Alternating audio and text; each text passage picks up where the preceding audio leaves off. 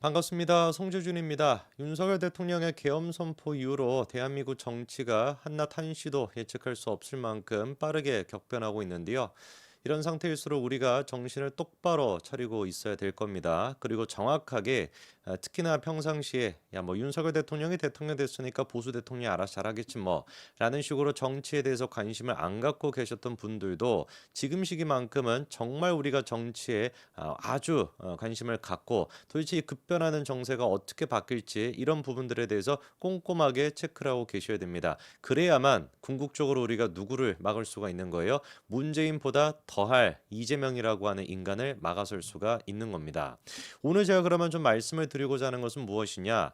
제 주변에서도 많은 분들이 걱정하는 게 야, 이거 뭐 대통령 이제 탄핵되는 거 아니냐? 탄핵되고 난 뒤에 조기 대선이 열려가지고 이재명이가 대권 뭐 당연히 가져갈 테니까 대통령 되는 거 아니냐? 이게 이제 최대 관심사거든요. 실제로 이제 그 최근에 나왔던 여론조사 결과를 보니까 조기 대선이 열리게 된다면 이재명 같은 경우는 지금 지지도가 한 51% 정도 나오는 것 같고요. 그다음에 조국과 한동훈 대표 두 사람이 한 7%대 정도로 비슷하게 나오는 것 같습니다.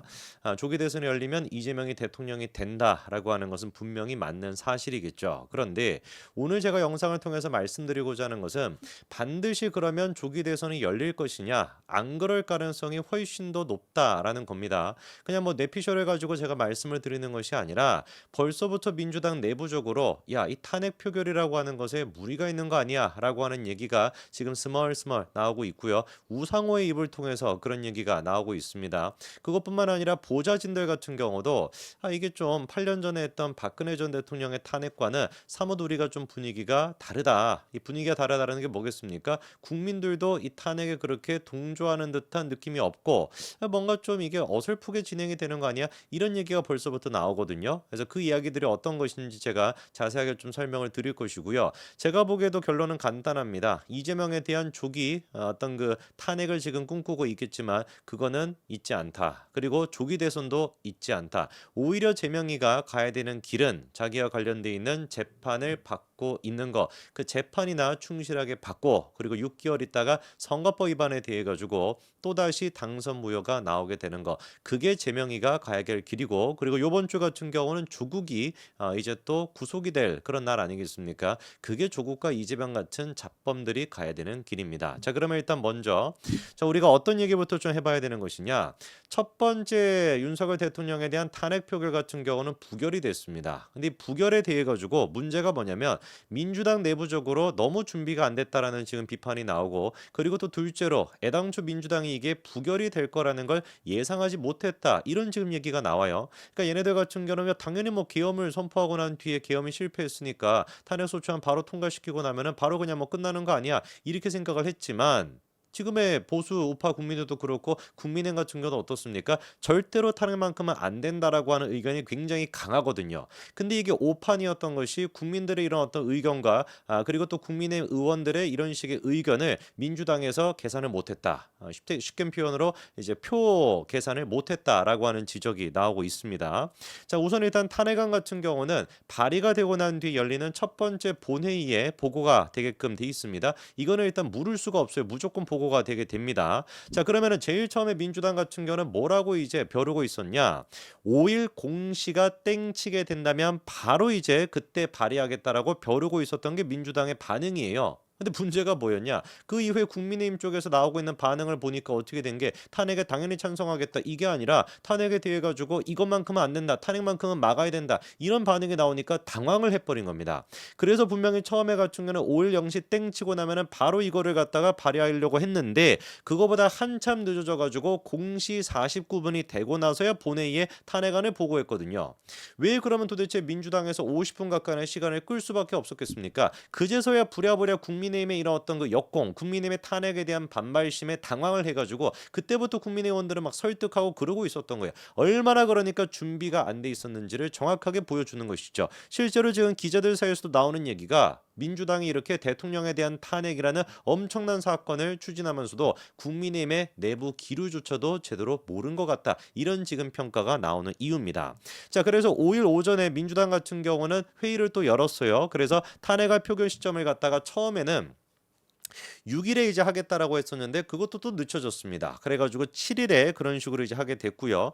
헌법상 이제 그 탄핵안 같은 경우는 본회의에 보고되고 난 뒤에 24 시간에서 72 시간 사이에 반드시 표결이 이루어져야 되거든요. 이 국정 운영에 대한 그런 어떤 혼란을 최소화시키기 위해 가지고. 근데 이것도 왜 도대체 6 일에 하지 않고 7 일까지 시간을 또 끌었겠습니까? 이유가 간단한 거예요. 최대한 법적으로 할 수 있는 시간의 데드라인 딱 맞춰 가지고 함으로써 시간을 끌려고 했던 겁니다. 오히려 그러니까 시간을 끌려고 했던 거는 국민의힘이 아니라 누구였던 거예요? 민주당이었던 거예요. 왜 시간을 끌어야 되겠습니까? 그렇죠? 국민의힘을 이제서야 설득하고 이제서야 표 단속을 하고 그러고 있다 보니까 이 시간을 끌 수밖에 없는 그런 상황이었던 거예요. 완전히 그러니까 민주당이 처음에 본회의 이거를 보고할 때부터 시작해 가지고 발의하는 거, 그다음에 또 표결하는 것까지 모든 것들이 어땠다? 엉망진창이었다. 아마추어 그 자체였다라는 겁니다. 물론 뭐 탄핵안에 대해 가지고 아마추어라는 말이 적절한지는 모르겠지만, 그래서 그때부터 시작해 가지고 7 일에 표결하겠다 이게 결정이 되는 순간부터 당 안팎에서 나왔던 얘기가, 야 탄핵안을 발의하기 전에 국민의힘부터 먼저 설득했어야 되는 거 아니냐, 이런 지적과 함께 너무 성급했다라고 하는 얘기가 그때부터 나오기 시작했던 거예요. 대표적으로 그 목소리를 내고 있는 사람이 누구냐? 우상호입니다. 우상호. 우상호는 지난번에 박근혜 정부 당시에 탄핵을 주도했던 그런 사람이기도 하죠. 근데 그 우상호가 나와가지고 지금 언론들을 통해서 뭐라고 얘기하고 있냐?